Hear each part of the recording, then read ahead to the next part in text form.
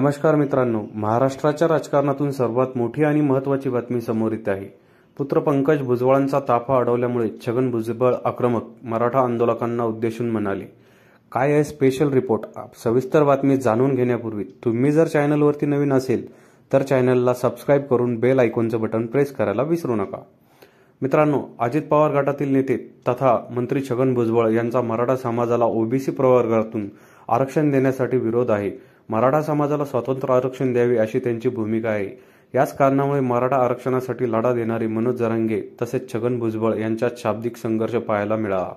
दरम्यान गुरुवारी 22 फेब्रुवारी छगन भुजबळ यांचे पुत्र पंकज भुजबळ यांचा थापा अडवून त्यांच्या विरोधात घोषणाबाजी करण्यात आली। ते मालेगाव दौऱ्यावर असताना मराठा आंदोलकांनी त्यांना विरोध केला, त्यामुळे त्यांना आपला दौरा आवर्ता घ्यावा लागला। यावरच आता छगन भुजबळ यांनी प्रतिक्रिया दिली। मराठा समाजाला आता स्वतंत्र आरक्षण देण्यात आले आहे, मग ताफा अडवण्याचे कारण काय?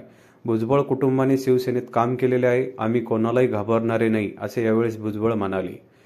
पंकज भुजबळ यांची गाडी का अडवण्यात आली हे आंदोलकांनाच माहीत। मराठा समाजाला वेगळं आरक्षण द्या ही आमची पहिल्यापासून भूमिका होती। ती भूमिका सरकारने पार पाडली आहे। माझ्यासहित सर्वांनी या वेगळ्या आरक्षणाला पाठिंबा दिला आहे।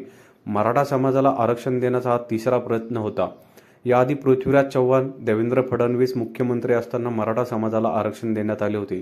तेव्हा देखील मी मराठा समाजाला वेगळं आरक्षण देण्यासाठी पाठिंबा दिला आहे, असे छगन भुजबळ यांनी स्पष्ट केले। मला असं वाटतंय की तरी देखील आंदोलन करण्याचं काही कारण नाही, शांतता बिघडण्याचं काही कारण नाही। आता निवडणुका जवळ आल्या आहेत। वेगळे पक्ष आपली ताकद वाढवण्यासाठी मतदारांना भेटणार आहेत, गावागावात जाणार आहेत। अशा रीतीने लोकप्रतिनिधी कार्यकर्त्यांना अडवले जात असेल तर ते लोकशाहीच्या विरुद्ध होईल।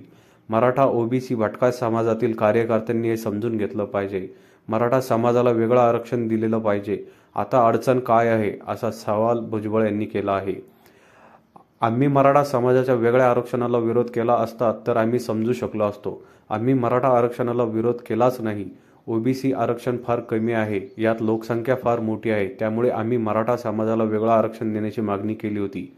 त्याच प्रकारे सरकारने आपली भूमिका पार पाडली आहे। त्या संदर्भात कायदा मंजूर केला आहे, असे छगन भुजबळ यांनी सांगितले। पंकज भुजबळ यांना अडवणारे लोक कोण होते, काय होते याचा पोलिसांनी विचार करावा। ते लोक खरंच मराठा समाजासाठी आलेले होते की त्यामागे काही स्थानिक राजकारण होते, याचा विचार पोलिसांनी केला पाहिजे। पंकज भुजबळ यांची गाडी अडवल्याचा व्हिडिओ मी पाहिला। या व्हिडिओमध्ये एक वीर व्यक्ती आम्ही भुजबळांच्या कुटुंबियाचे हातपाय तोडून टाकू असे म्हणत आहे। हे सर्व असून देखील कोण कारवाई करणार नसतील तर गृह मंत्रालय काय करत आहे ते पाहावं लागेल। काँग्रेसचा नेता म्हणून काम करत असताना, विरोधी पक्षनेता असताना माझ्या घरावर हल्ले झाले असे म्हणत भुजबळ कुटुंब शिवसेनेत काम करत होते आणि हे कुटुंब कधीही कोणाला घाबरलेले नाही, असे भुजबळ यांनी सांगितले।